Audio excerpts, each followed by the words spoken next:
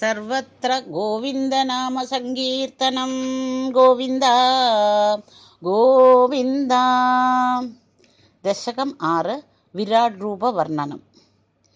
ഏവം ചതുർദശ ജഗന്മയതാം ഗതസ്യ പാതാളമീശാ തവ പാദതലം വദന്തി പാദോർധ്വദേശമപി ദേവാ രസാതലം തേ ഗുൽഫദ്വയം ഖലു മഹാതലം അത്ഭുതാത്മൻ ജംഘേ തലാതലമതോ സുതലം ച ജാനൂ കിഞ്ചോരുഭാഗയുഗളം വിതലാതലേ ദ്വേ ക്ഷോണീതലം ജഗനമംബരം അംഗനാഭിഃ വക്ഷശ്ച ശക്രനിലയഃ തവ ചക്രപാണേ ഗ്രീവാമഹസ്തവ മുഖം ച ജനസ്തപസ്തു പാലം ശിരസ്തവ സമസ്തമയസ്യ സത്യം ഏവം ജഗന്മയതനോ ജഗദാശ്രിരൈരപി അന്യൈർനിബദ്ധവപുഷേ ഭഗവൻ നമസ്തേ ത്വദ്ബ്രഹ്മരന്ധ്രപദമീശ്വര വിശ്വകന്ധ ഛന്ദാസി കേശവ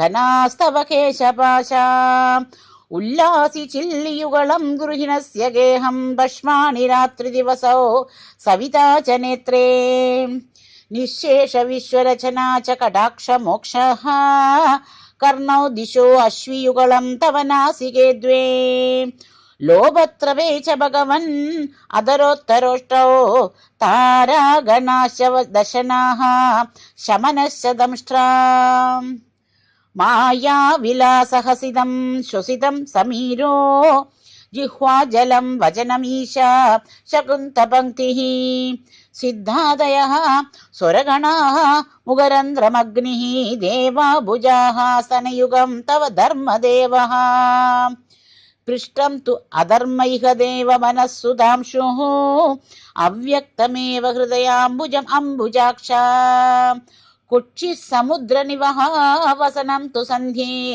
शेफः प्रजापतिरसौ वृषणौ च मित्रः श्रोणीस्थलं मृगगणाः पदयोर्नकास्ते अस्त्युष्ट्रसैन्धवमुखाः गमनं तु कालः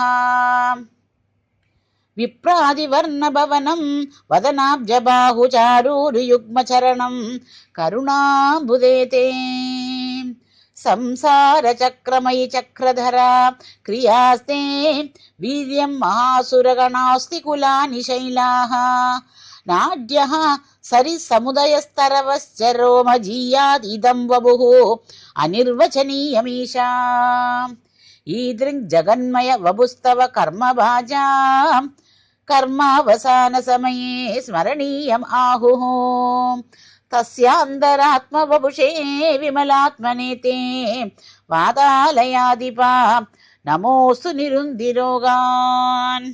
सर्वत्र गोविन्दनाम सङ्कीर्तनं. गोविन्द गोविन्द.